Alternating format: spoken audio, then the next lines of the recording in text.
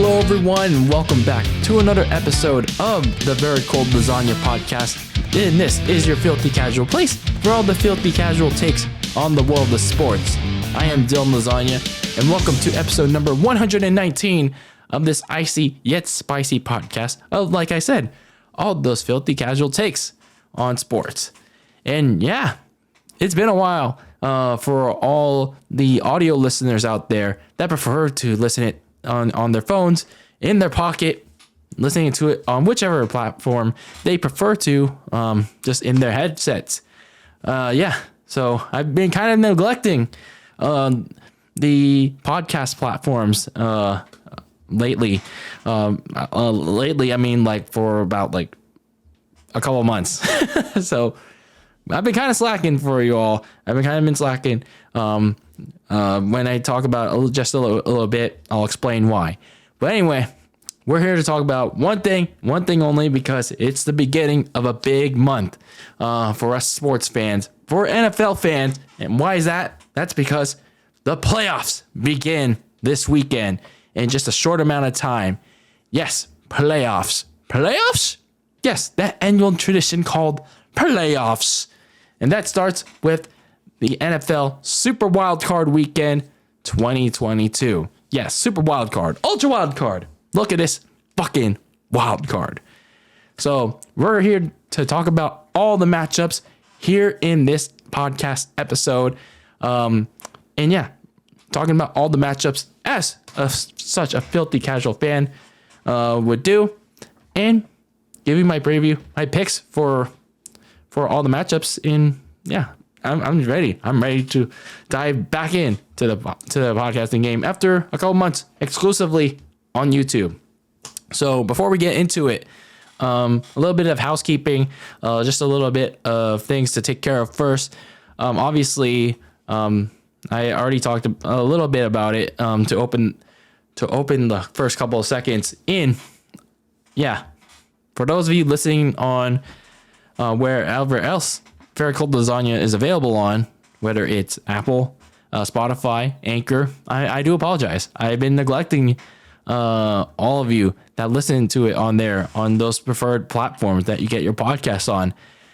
I've been experimenting a little in my 2022 NFL season coverage on trying to keep it exclusive to YouTube, like see how it'd work, how it would grow there. Seeing how that would work. And to some degree, it kind of did. We grew a little bit more there. We did like pretty solid for such a small thing. And yeah, there were definitely going to be trade-offs to that. Definitely going to be trade-offs to like putting one thing over the other. So yeah, I do apologize. I really do, for neglecting the actual audio side of my audience. So that being said, I do hope, starting with this episode, and as we go deeper and deeper into the playoffs and just anything that we do in Very Cold Lasagna throughout the year, we get back into the podcasting game. And that means more content for all of my audio listeners out there. So look forward to that.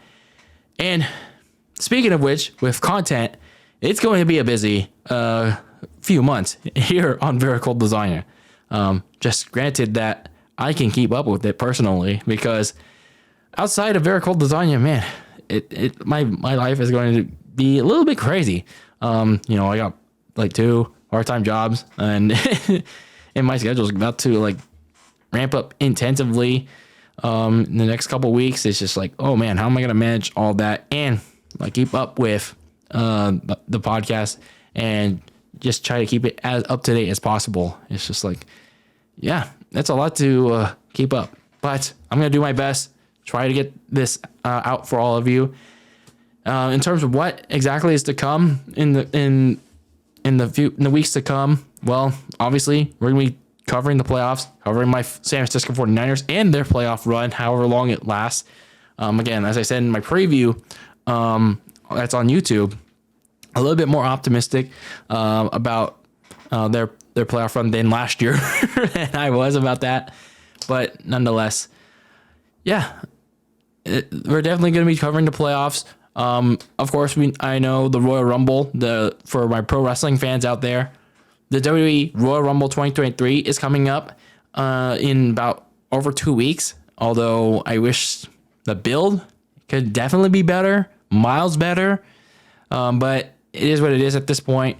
I don't think I'm going to be doing a review of it. Not a review, a preview of it. I will be doing a review, but not a preview, because it's like they're not really building anything towards the Royal Rumble that's really worth doing a preview, like a predictions for it. And I haven't really been keeping up like rampantly as much as I do with the NFL. So it's like it's not really worth it to do a preview, like half-ass a preview for you. And yeah, but I will do a review. I will be watching the Royal Rumble however I can, so I can do a review. And obviously, when the Super Bowl is all done, I will be doing my usual season recaps, 2.0, baby. This is the second year we will be doing NFL season recap month, and I'm excited to do it again, covering all 32 teams. That includes my 49ers. I'm just not sure how I'm going to approach doing a season recap for my 49ers this year. Should I do it in the rotation, or should I do it as a separate episode as I did last year?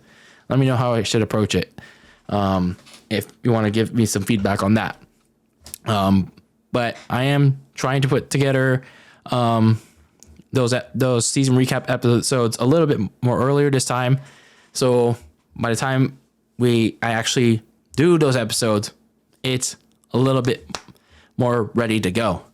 But anyway, that's a little bit of the layout for at least the next month or so.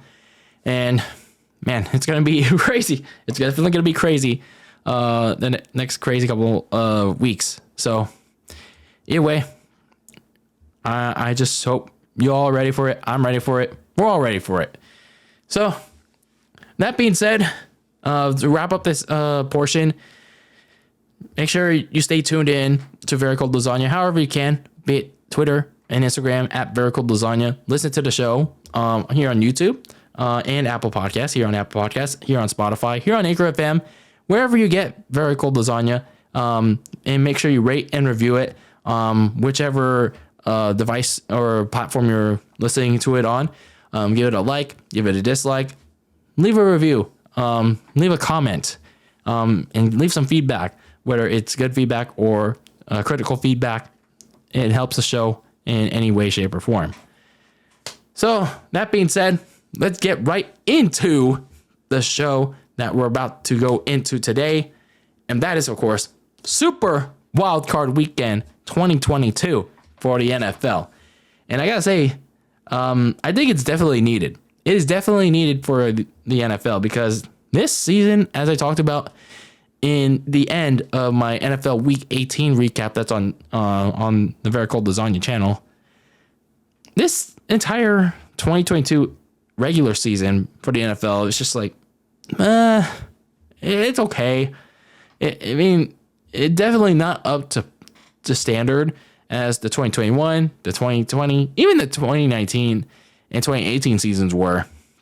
This season was kind of like not really great. The offensive play was like subpar. A lot of injuries, but yeah, like everyone on offense was just But I don't know. I don't know why it was. Maybe they weren't trying as hard. But at least the month of December was more intense, and hopefully this month of January and going into mid-February will be great. We'll provide some crazy moments, and have some playoff moments for us. So that brings us to, of course, Super Wildcard Weekend, the culmination of the 14 best teams, or at least should feel like the 14 best teams that were good enough in the regular season to make it to the dance. The dance in January as we march towards Arizona, where Super Bowl 57 will be. And that begins with the wild card round. So what is the wild card round for all the filthy casual fans that have come across this podcast? What is the wild card round?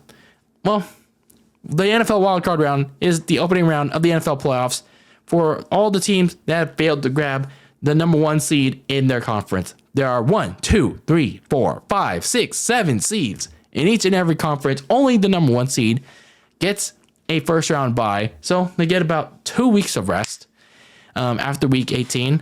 And while everyone else gets to play in this opening round series, it's win or go home.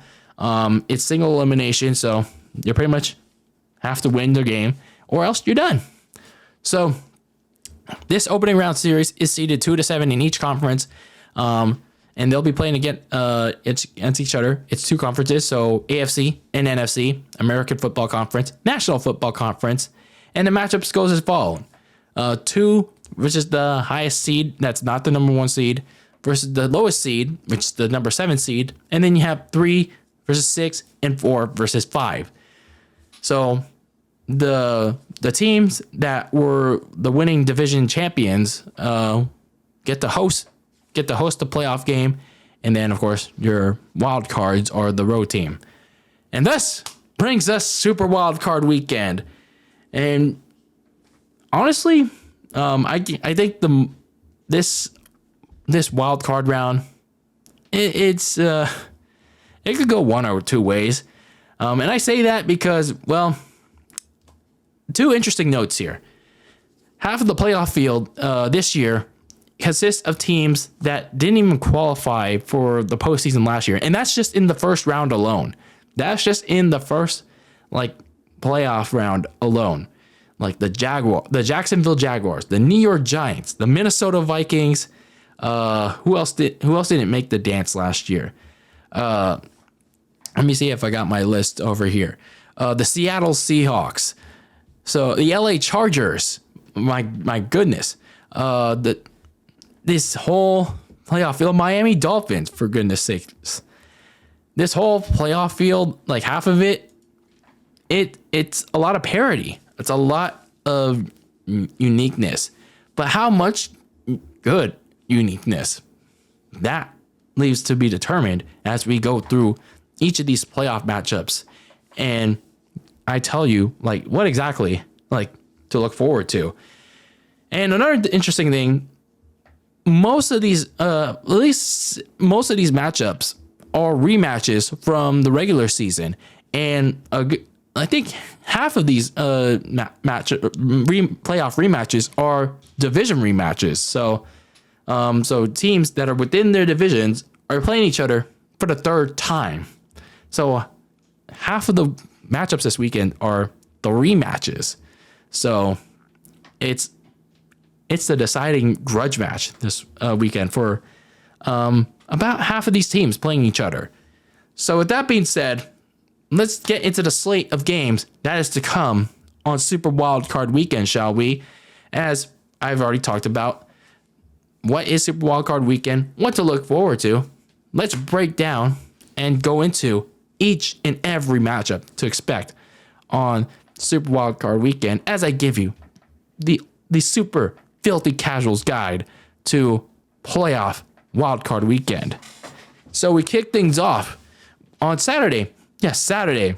On the NFC side of things, starting with the number 7 seed Seattle Seahawks taking on my number 2 seed San Francisco 49ers, who are the NFC West division champions. And I'll get this out of the way now. I'm not pleased that they're playing on Saturday, kicking off the playoff weekend slate, because I'm not going to be able to watch it, which sucks. But anyway, that's besides the point. So this is the rematch of their division series. The Niners won both meetings in the regular season in week 2 and in week 15. The week 15 meeting for the 49ers in Seattle gave them the NFC West Division Championship. So they got to host this playoff game. And for both of these teams going in, they both had an interesting season, regular season, mind you. For Seattle, everyone expected them to rebuild after they traded their franchise quarterback, Russell Wilson, to the Denver Broncos. Well, so much for rebuilding. So much for rebuilding for a top 5 draft pick because, well, their backup that they re-signed, Geno Smith, managed to have a resurgent year from the very start, and he actually managed to get a recognition to the Pro Bowl, basically the NFL's All-Star game, and he had the Seattle Seahawks looking pretty solid on offense. And when you pair him up with two very good receivers in DK Metcalf and Tyler Lockett and a rookie running back that pretty much had a good year in Kenneth Walker III, you got a pretty solid balanced passing attack and rushing rookie running back. So for the Seattle Seahawks on offense, they had a pretty good year. Defensively, they were able to rate a good amount of turnovers thanks to the safety rotation of Quandre Diggs and Jonathan Abrams. But they did have their issues with the run defense, allowing too many big runs or just allowing too many first downs on the run. And they allowed a couple of big passing plays. So their defense can be spotty at times. But in spite of all that, they emerged from a 2-3 start of the season. They won 4 straight midway through. And at one point, they actually even had a grasp on the NFC West. But they went on to lose their next 5 of 6 games, fell out of the playoff picture entirely. But they managed to win their final 2 games of the season. And, well, they initially needed some help. They needed some help from the team that they had eliminated from the playoff picture in the Detroit Lions, and they got that help. The Lions beat the Green Bay Packers, who had a tiebreaker to get the last playoff spot, and the Lions did their job. They beat the Green Bay Packers in Week 18 and helped Seattle clinch the last wild card playoff spot at 9-8. So here the Seahawks are. Everyone expected them to rebuild, get a top 5 draft pick for a quarterback, a potential franchise quarterback, and they are in this wild card spot. Meanwhile, for my 49ers, man, what a season this was. A even more wilder season than last year was. And sure, they made it all the way to the NFC Championship game, but everything that happened leading up to that point was kind of But this season, though, this is actually kind of a little interesting, but frustrating at first, but then it became suddenly interesting because, this season for us 49ers fans, it was supposed to be about the development of 2021 first round draft pick Trey Lance from North Dakota State. Had a big arm, good rushing ability, but I think head coach Kyle Shanahan took way too much advantage of that rushing ability, and he got hurt week 2. Fractured his ankle against those same Seahawks in their in the Niners home opener. And then in came the guy that Trey Lance was supposed to replace along with the 49ers. And the Niners were supposed to dispose of them in the offseason. And that, of course, is their former now became starter at the time, Jimmy Garoppolo.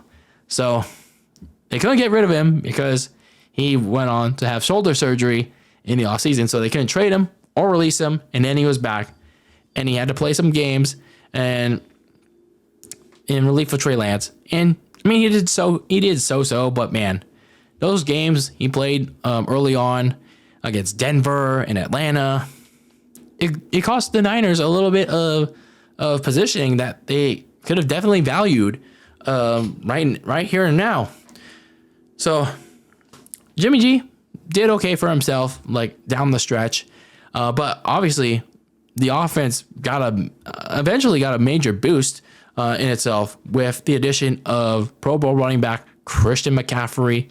John Lynch traded him mid-season, and some people were thinking like, damn, this offense is about to be lit, and other people were like, was this the first thing that we needed?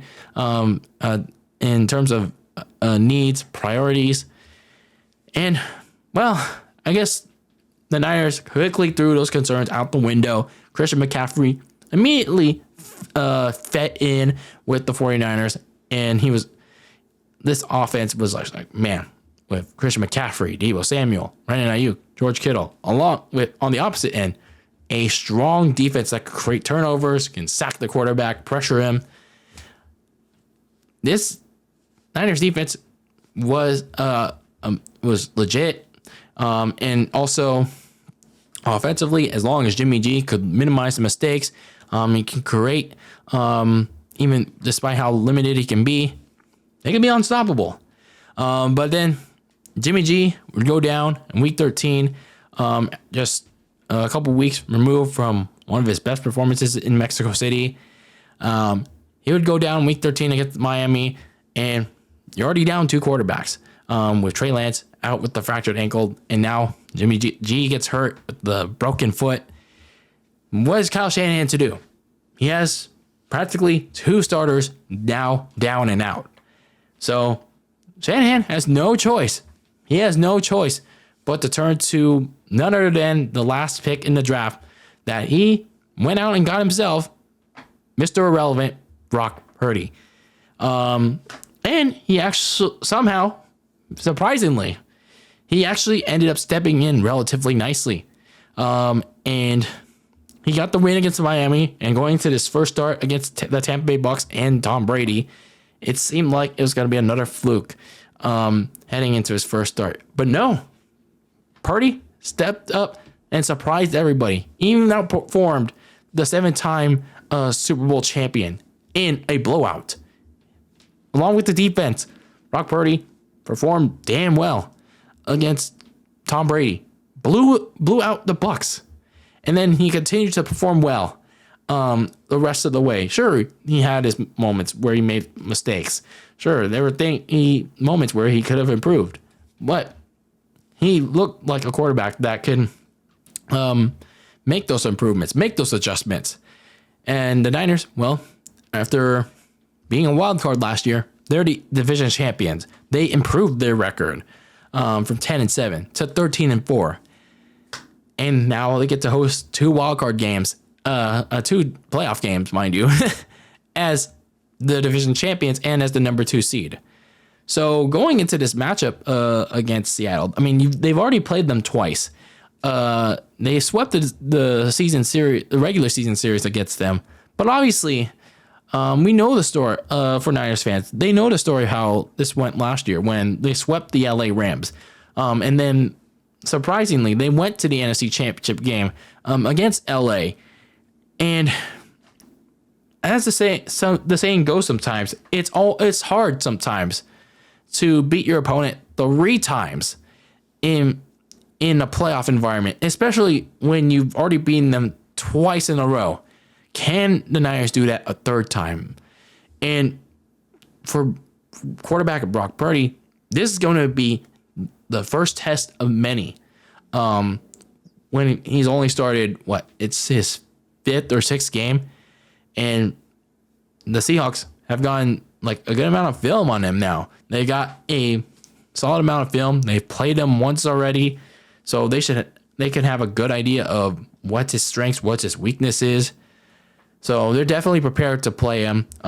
Geno Smith can feel the heat already on the 49ers defense. So it's going to be a battle. And obviously it's going to rain hard.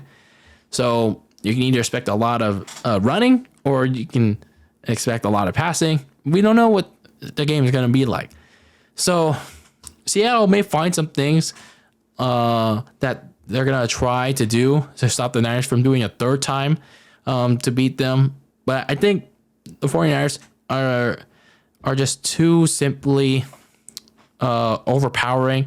And they got the talent to do it. They have the manpower. They know what to do in terms of finding that balance with Purdy, finding that balance with McCaffrey. And sure, Kyle Shanahan can go a little bit too overboard with using Christian McCaffrey.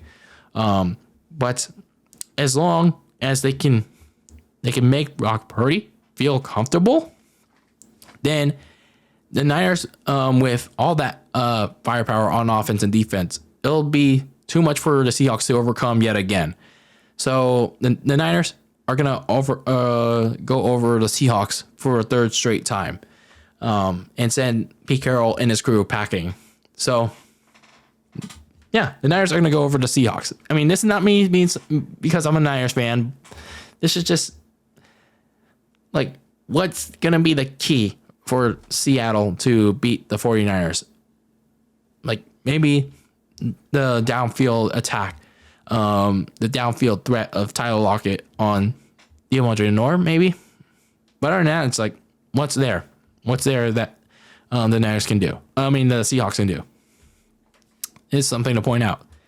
So the next matchup that we have on tap for Wild Card Saturday is on the AFC side, the nightcapper. The number 5 seeded LA Chargers take on the number 4 all elite. Oh man, my voice is getting killed. The all elite 4 seeded Jacksonville Jaguars. Why do I say all elite Jaguars? Well, the Jaguars are owned by none other than Shahid Khan and by his son, Tony Khan, who owns All Elite Wrestling for all my wrestling fans out there. So that's why we call them the All Elite Jaguars, even though they're not really all elite. Well, at least not yet, in my eyes. But anyway, this gets the primetime treatment on NBC.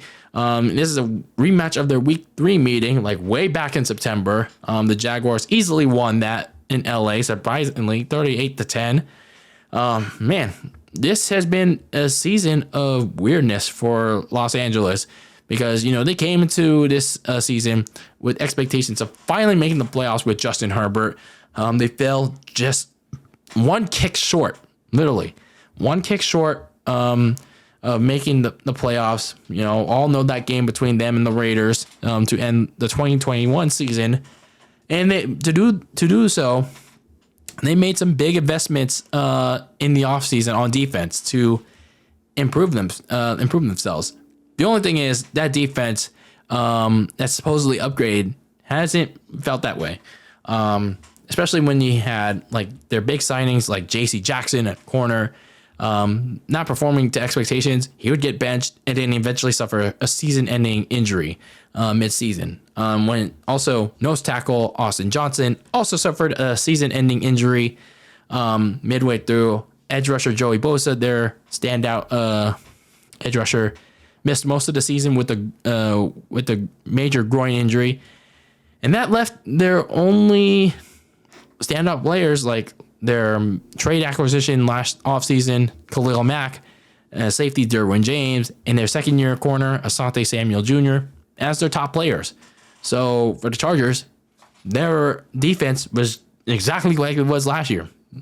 The run defense, they can't do anything to stop the run, and then they give up a good amount of big plays in the air. Meanwhile, I mean, I guess the same can be said on offense. Receivers Mike Williams and Keenan Allen were in and out of the lineup all year with injuries. The Chargers lost their top tackle, Rashawn Slater, to injury. And that pretty much left Justin Herbert and running back Austin Eckler to heavily shoulder the load. Like, yeah, it's like being on the basketball team. You have to rely on just those two to keep the scoring up. And, well, they did exactly that. They went to the well with Herbert and Eckler, like a good amount of time. But nonetheless, even though the Chargers were a very inconsistent team because of the injuries and some odd decisions that Brandon Staley made in close situations, you know, they made up for those losses by winning the next 5 or 6 games late in the season, while having other teams in the AFC fall out of the playoff picture as they punched their own postseason ticket late in the year. So they ended their season 10-7, but I really got to question Brandon Staley's mentality, because in week 18, he decided to play all of his starters. And there's nothing wrong with playing your starters in a week 18 game, like for a team that's already clinched their playoff spot. The problem is, though, they already clinched their playoff spot. The team, and they were fighting for seeding, and they were fighting for seeding. The team that was high above them had lost in the Baltimore Ravens, so they were essentially locked in that seeding. It was understandable that Brandon Staley would have played his starters for a half or a quarter, but he played them for 3 full quarters. That was stupid. That was a ridiculous decision. And what happened? Their second best receiver, Mike Williams, gets hurt. He has a back injury. And as I'm making this, I'm not sure if he's going to be able to go. And then Joey Bosa also had to leave the game with an issue. It's why were they even in there to begin with? It's I get it. Like I said, it would have been fine if they were in there for a quarter. Not for the whole game. Not for the whole game against the Denver Broncos, who had nothing to play for either because they suck. But it's damn, what was Brandon Staley thinking going into a playoff game on the road? So the Chargers better hope that can find a way to pull off an upset, because this was not a good way. Despite their season, how it went, getting that playoff berth, they better hope that everybody's healthy for this game. Meanwhile, for the Jaguars, the all-elite Jaguars, what a year. What a year it has been for them. Because, well, it's been a crazy year after the terrible 3-14 2021 season with Urban Meyer, from the college ranks. They bring in Urban Meyer for the 2021 season. They hire him, and that went just as well as you expected. And then the fans dressed up as clowns on the last regular season game. And sure, they get a win, but it was just embarrassing to see how all elite those fans were.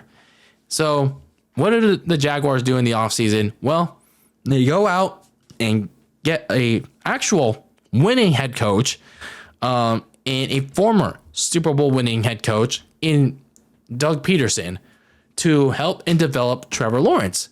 And alongside getting Doug Peterson, they went on a spending spree in free agency. And we can debate how solid or how good or how bad those acquisitions ended up being. And they actually had themselves a solid draft in preparation for year 2 of said rebuild. So Trevor Lawrence definitely showed some big improvements in year 2 and under the head coach Doug Peterson. It's just that the supporting cast around him just still had yet to do so. Jacksonville struggled after week 3. They lost their next 6 of 7 games. Most of them were close ones, by the way. They just couldn't figure out how to close out games. And, well, for Jacksonville, they just seemed primed for another top 10, 15 draft pick going into their bye week mid-season. But that supporting cast finally managed to figure it out, round into more consistency, like safety Rayshon Jenkins, their number 1 overall pick, Trayvon Walker, the rookie, and on offense, running back Travis Etienne, what became a solid, reliable running back, and free agent signees Evan Ingram and Zay Jones helped Trevor Lawrence out in the passing game. So they pretty much reverse Uno'd the rest of the season by winning the next 6 to 7. And that included a big upset win over the Dallas Cowboys. Yeah, they actually beat Dallas, and they got a clutch win that seemed improbable. I mean, it was a little bit of luck to beat the Titans in Week 18 to clinch the AFC South. A division title win that seemed very unlikely about a month prior. So they end on a high note. They go 9-8, and they get to host a playoff game. Yeah, from wearing clown suits to being all elite, although a little bit slightly at 9-8. What a turnaround! What a solid turnaround for Jacksonville. You gotta give them credit there. for showing some strides after just a year, from worst to first in their division. Although the AFC South was pretty crappy this year. So going to this matchup, obviously it's a pretty good quarterback matchup between Justin Herbert, Trevor Lawrence. They're both of their first playoff games, and yeah, obviously the inexperience will show. Like, how are they going to handling that kind of pressure? I'd say Trevor Lawrence, he had some experience with those kind of situations when he's played in the national championship game back in college. But I mean, obviously, college is much different than the NFL. The national championship is nothing like a playoff game or a Super Bowl. But I mean, he has that kind of experience in those high pressure volume games. But that game may not come down to him or Justin Herbert. It actually may come down to Jacksonville's young, yet physical defense. And that's why I kind of lean towards Jacksonville pulling off an upset. Some people are favoring the Chargers, but I actually think Jacksonville can pull off this win over the LA Chargers. Sure, the Chargers do have healthy, reliable defenders, but I think Jacksonville's young, very physical, aggressive defense can find a way to make turnovers happen on Austin Eckler, Mike Williams if he plays, Keenan Allen. And if they can get to Justin Herbert and pressure him into turnovers or even strip sack him, the Jaguars can be well on their way to the divisional playoffs against the Chiefs. So if they somehow find a way to pull this off, crazy. It'll be crazy for Jacksonville. Then we get to the Sunday slate of games for the wild card weekend. And this is where things kind of derail a bit in terms of quality. Starting with the AFC side of things, the number 7 seeded Miami Dolphins take on the number 2 seeded Buffalo Bills. So an AFC East rivalry, another division matchup on Super Wildcard Weekend. So it's a 3-match of their divisional series. So these two teams actually split the season series. Both home teams won each matchup. So Miami won at home in week 3 in what was considered an upset at the time, while the Buffalo Bills won their second meeting at home in week 15, and when they clinched the playoff berth. So yeah, a lot of moving parts in this third and final matchup of the season for both of these teams. And what a season this has been for Miami. Because they entered the season with the high expectation of competing with the Bills in the AFC East. And why is that? That's because they made a lot of upgrades on offense. And they were coming in with a new head coach in Mike McDaniel.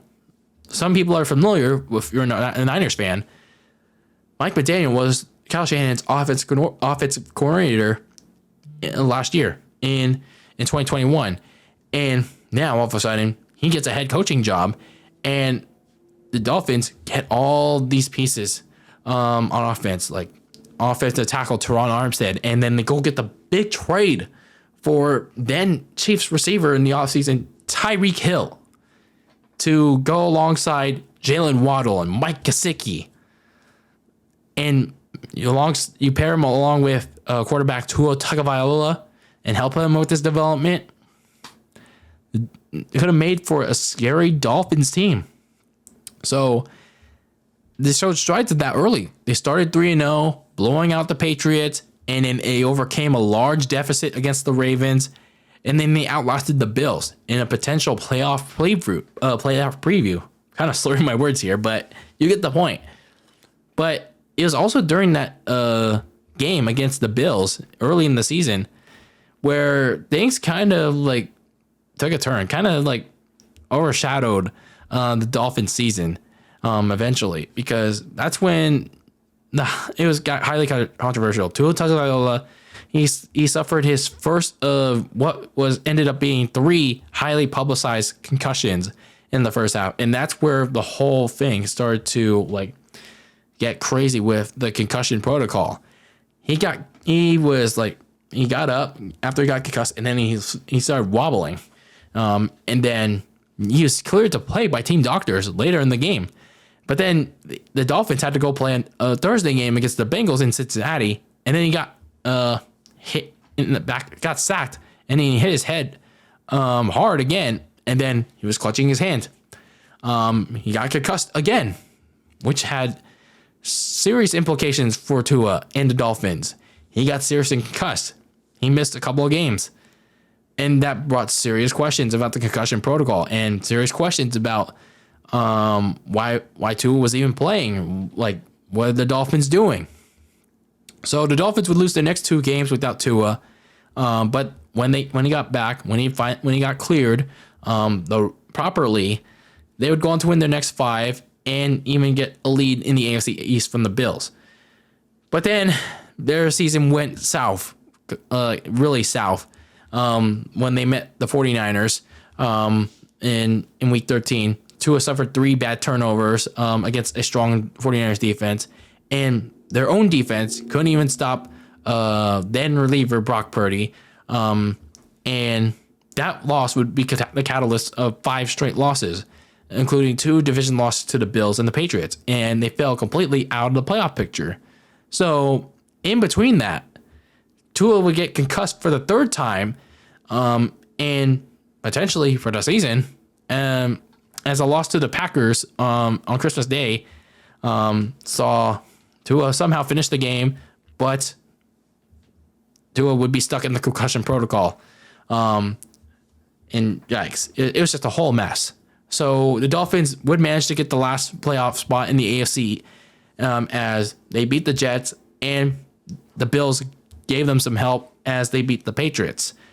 So overall, though, it was a promising season for Miami, but it's going to end pretty badly, and I'll explain why in a bit. Because in their way of a potential upset, if they even get to that point, is the Buffalo Bills, because they enter this playoff matchup looking to not only finally overcome the heartbreak suffered in Kansas City last playoffs, they're trying to get past both Kansas City, Cincinnati, whoever it may be. They're trying to reach and win the long coveted Super Bowl that has eluded them in their franchise's history. So to address the glaring need for the heartbreak that was in Kansas City last year, they signed free agent linebacker Von Miller. And, for Von Miller, he was coming off a Super Bowl win with the Rams, and they also addressed some help on the offensive line. So Von Miller's presence was exactly felt right out of the gate. It greatly jolted the pass rush, and the secondary that was still missing corner Tre'Davious White and lost safety Micah Hyde to a week 2 neck injury. But the pass rush was definitely masking some of that losses in the secondary. But unfortunately, Von Miller was lost for the year in Week 12 when he tore his ACL, which reverted the pass rush back to where it was before he got there. Offensively, it largely remained the same with some additions via the draft.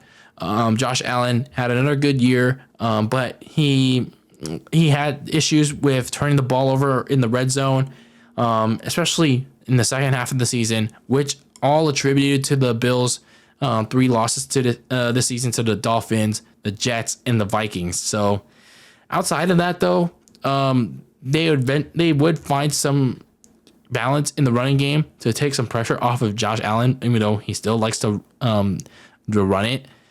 Devin Singletary and rookie running back James Cook, pretty solid rushing attack. So the Bills would win the remainder of the games and were in position to get the AFC's top seed and home field advantage throughout the playoffs. But unfortunately, there was a scary event that happened in their pivotal Week 17 matchup in Cincinnati against the Bengals. Safety Damar Hamlin suffered a cardiac arrest during that game. The game was suspended and then eventually canceled altogether. It's just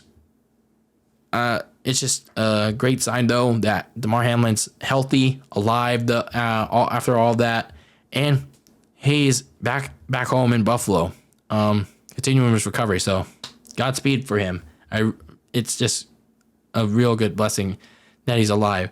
And the Bills are surely going to play for him.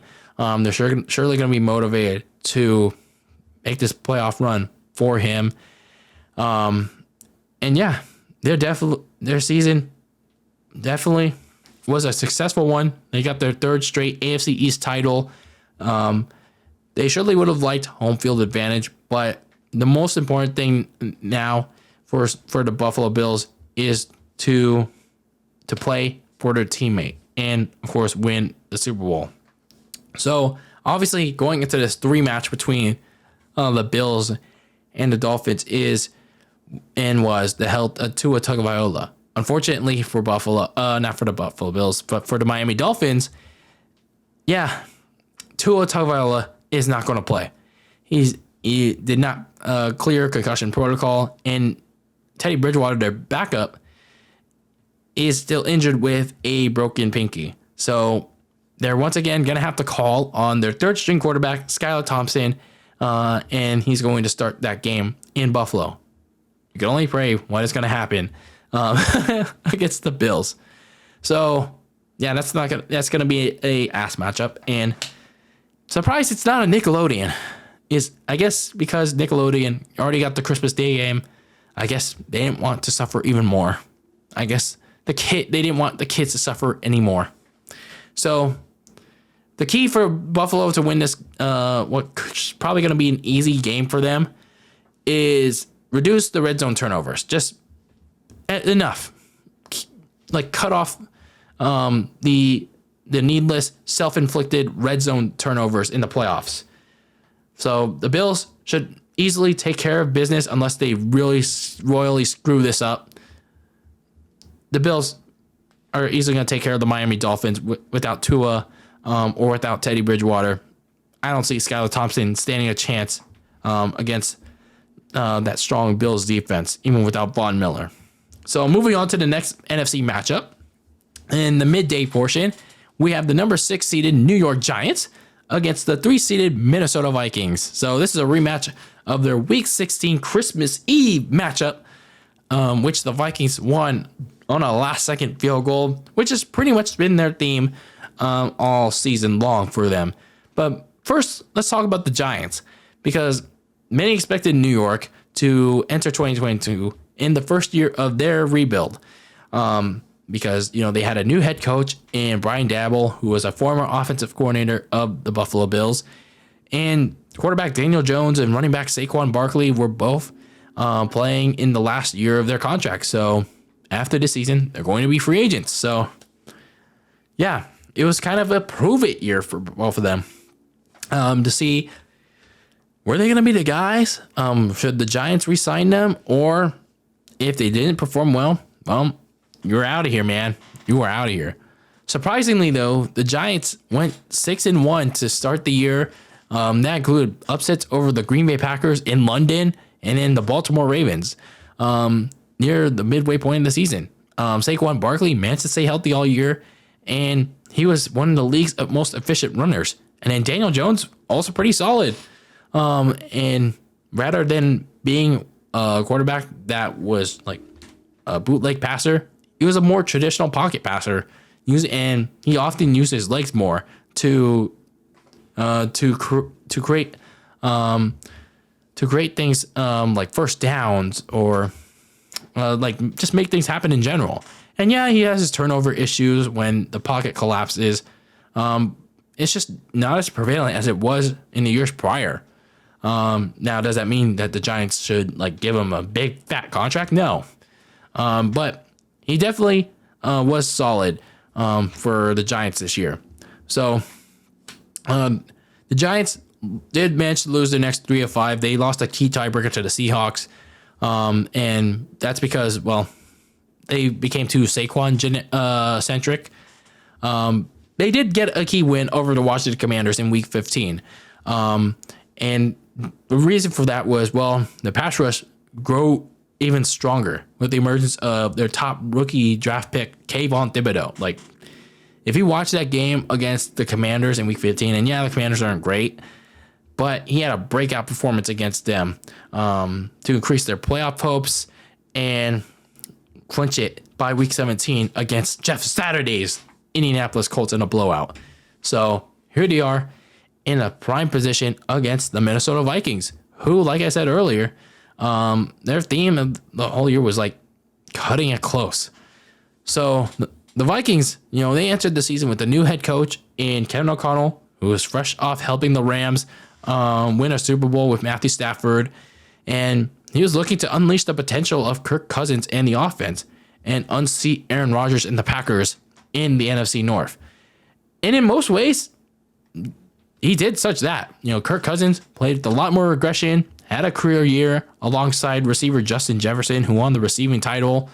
Dalvin Cook also had himself a good year.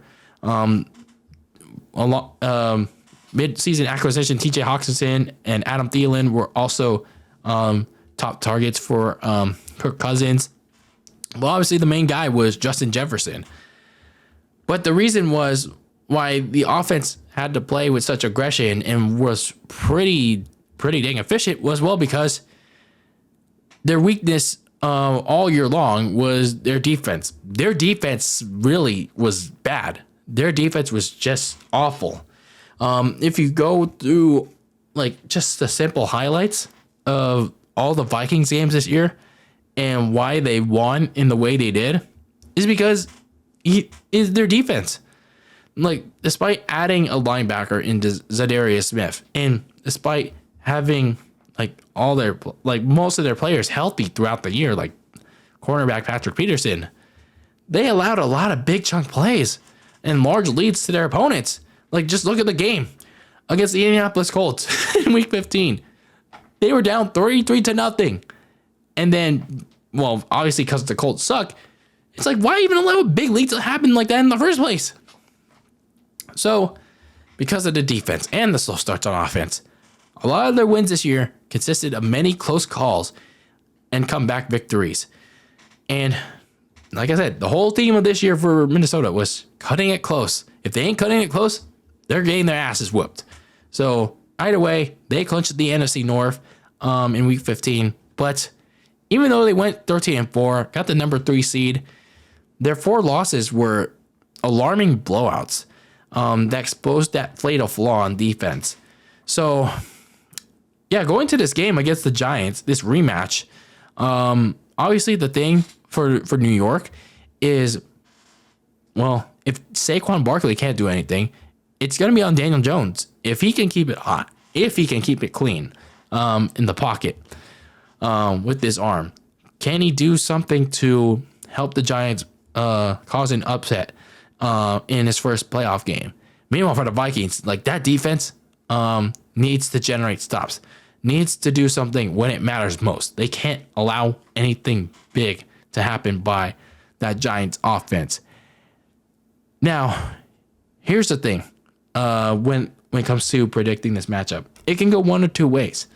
It's either the Vikings are going to somehow come back in this game and win it, but I don't think that's going to happen because the Giants were very close to beating the Vikings the first time around in week 16. I think they just gave them too much time to do so. But I do think the Giants this time around have the chance to do it. That's because the Packers, after they beat the piss out of Minnesota in week 17, it exposed a potential formula for the Giants. You generate a ton of pressure on Kirk Cousins, and the Vikings offensive line, it is bad. It's not good. And then the Giants have a good defensive line with Kayvon Thibodeau and Dexter Lawrence. And then the Giants simply have to limit Justin Jefferson, limit Adam Thielen in the receiving game, find a way to lock down on TJ Hawkinson as well. And it's like, where does Kirk Cousins have to go to? And then as long as Dan Jones can keep the turnovers to an absolute 0, and he can turn to the deep ball, go to the check downs on the side, then New York, even though they're not a playoff quality team right now, but they can actually upset the Minnesota Vikings because it's it's hard to trust the Vikings right now with such a flawed defense and an offense that, honestly, if you limit Justin Jefferson and limit Dalvin Cook, it's just like, okay, just get to Kirk Cousins and then, yeah, you're done. So I'm actually going to roll with the Giants in the one and potentially only upset of Super Wildcard Weekend. So then next up, we have the last AFC matchup of Super Wildcard Weekend, and that is the number 6 seed Baltimore Ravens against the 3 seed Cincinnati Bengals. And yeah, this is where the crappiness continues. While this is an immediate 3 match between the division rivals because, well, they're literally playing each other the week after in week 18. The home team won each meeting. Baltimore won in week 5. Cincinnati recently won in week 18 to set up this matchup. This matchup is just like what could have been. Because, well, for the Ravens, they were looking to bounce back from a disappointing 8-9 2021 campaign. And, Lamar Jackson was coming back healthy. And he started that way. He looked pretty good. But the Ravens were just getting off to 50-50 starts. Because, well, when you look back at their season, they got off to hot starts. But the reason why they lost their games is like their hot starts turned into blown leads. They were choking a lot. Like they would win one game, then they would lose one game. And the reason why they lost that game, they blew too many leads. That was mainly because of conservative play calling and turnovers by Lamar Jackson late in games. It's just like you can't do that. You can't do that. Like you're not going to win a playoff game like that. So the Ravens would finally cut down on like the conservative play calling, choking a lot of leads late by winning 4 straight games, taking the lead on the AFC North because Cincinnati was still trying to figure out like how to overcome Super Bowl hangover. But issues clearly arose on offense. They couldn't move the ball, even with Lamar Jackson still in the lineup. And that was because, well, they didn't have a running back. And they also didn't have a true receiving option other than their tight end, Mark Andrews. And when Mark Andrews was being heavily covered and doubled, they didn't have anybody to turn to. Rashad Bateman was their second-year receiver. Is less like, okay. I mean, he wasn't really much of a factor. And that matter of the inability to move the ball on offense was made even worse when Bateman suffered a season-ending foot injury mid-season. So it's like, where's the downfield, let alone the check down threat that can get the yards after catch for Baltimore? It's like they don't even have a receiver. Devin Duvernay can't do it with anything, can't move the ball, and neither can their late season signing Deshaun Jackson. Sorry.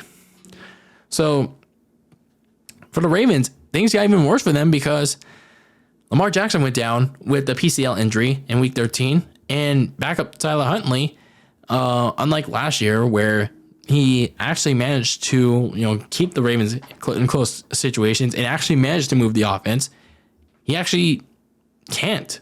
He actually been able to spark the offense. The only thing that has been keeping Baltimore in the season is their defense. That's because of the acquisition of linebacker Roquan Smith. He signed this extension, by the way. But Baltimore, despite improving on their record, 10-7, but they just have a lot of big gaping holes. And it looks like they're going to have to turn to back up Tyler Huntley again because Lamar Jackson's PCL injury, it's not looking good.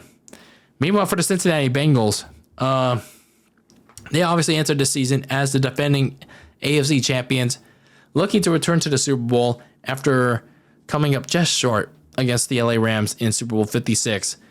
And why was that? Well, the offensive line. So they addressed that in the offseason by upgrading at the offensive line and hoping with that the new protection of their quarterback, Joe Burrow, they would reach that goal of returning to the Super Bowl.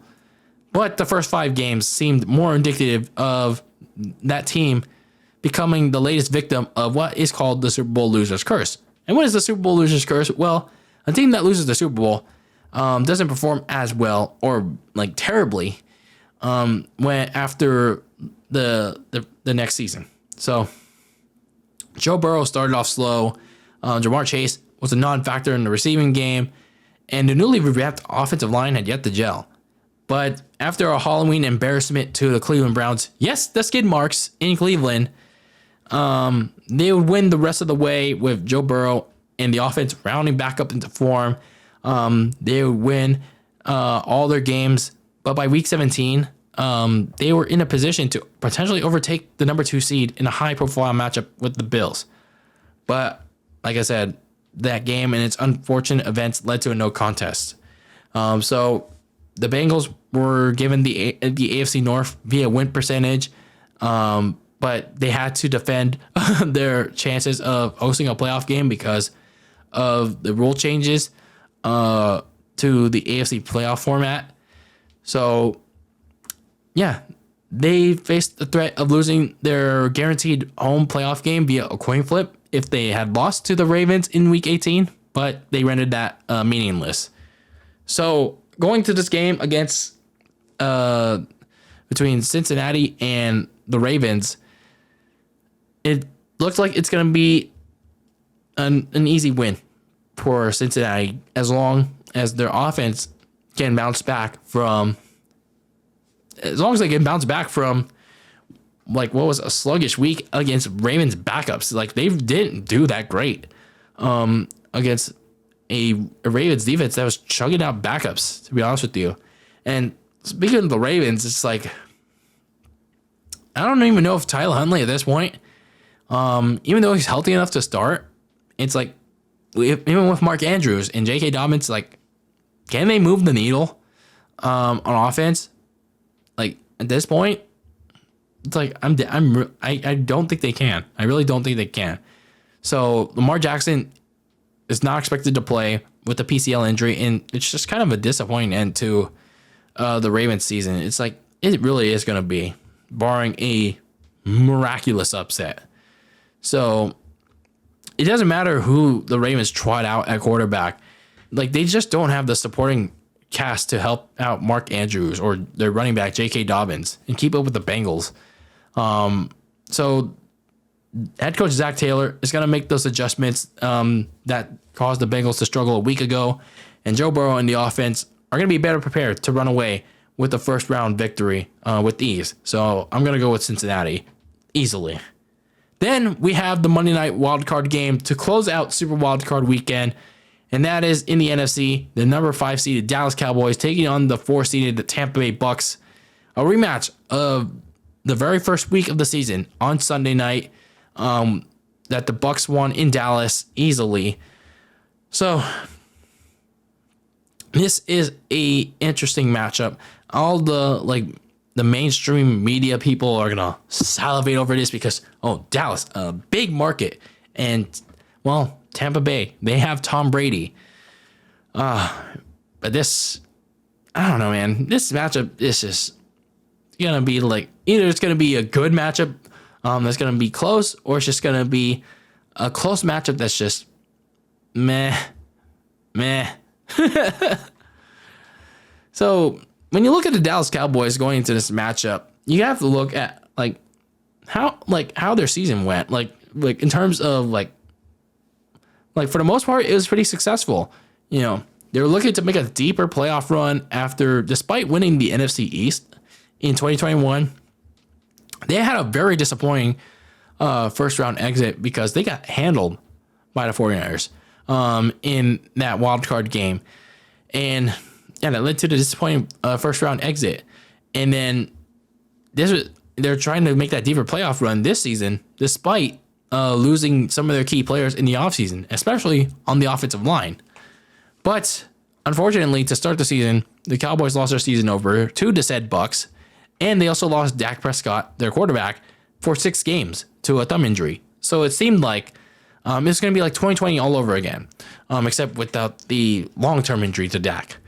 It seemed like it was going to be, they were going to have a hard time trying to keep up in the division with Philadelphia, with New York, and Washington. for a playoff spot. But it didn't turn out that way. Backup Cooper Rush felt the rush, and so did the team. He did fine in this stead. And along with the play, running back Tony Pollard and receiver CeeDee Lamb, along with the supporting cast, and who came along. The defense with Trayvon Diggs, the corner, defensive player, rookie of the year last year, Micah Parsons, and a pass rush led by DeMarcus Lawrence. Dallas actually went 4-1 in Dak Prescott's absence, while continually keeping pace with the then undefeated Philadelphia Eagles. And yeah, it was just a interesting time for Dallas.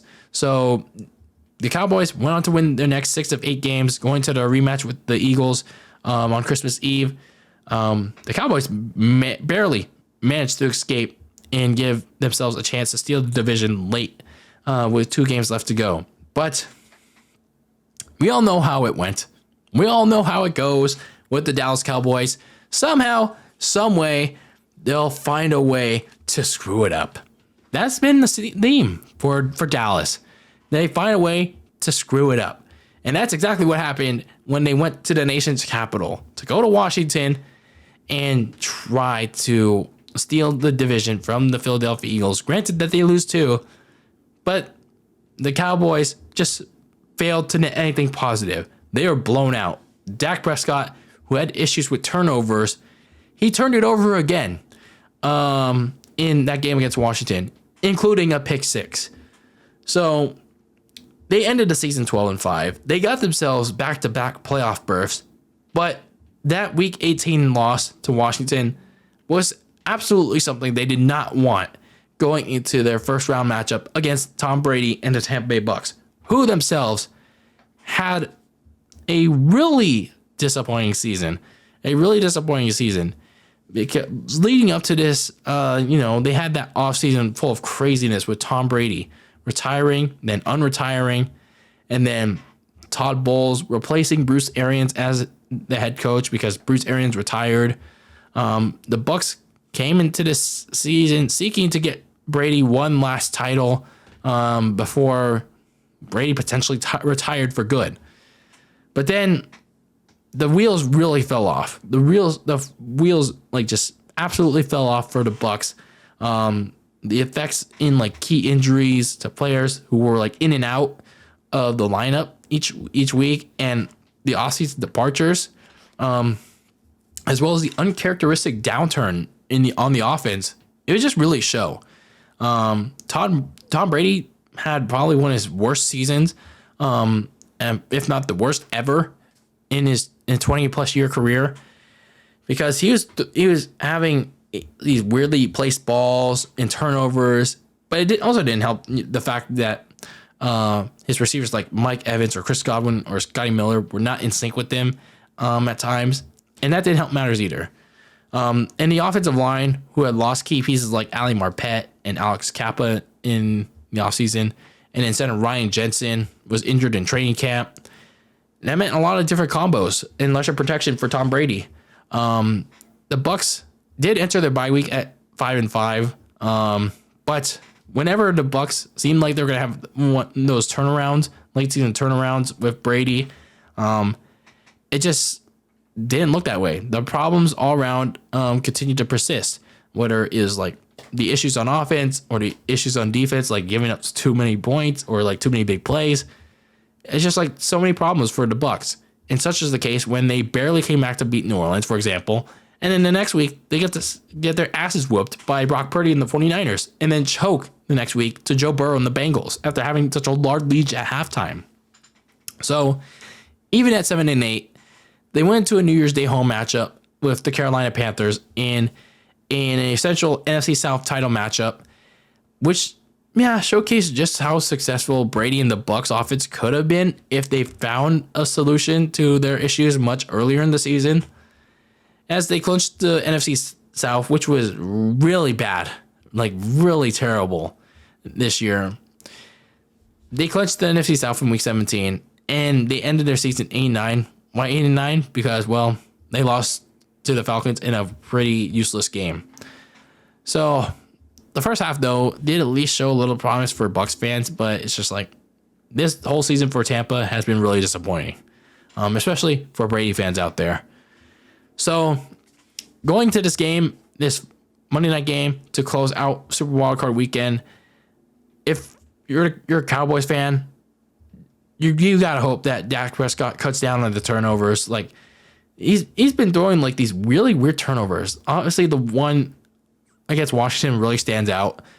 Like Dak absolutely has to cut down on the turnovers to give the Cowboys a chance in this game against Tom Brady and the Bucks. Because even though like they're not playing a Washington defense, the Bucks defense can be just as crazy to generate turnovers, generate pressure against Dallas. I mean, just look at the Week 1 game against them.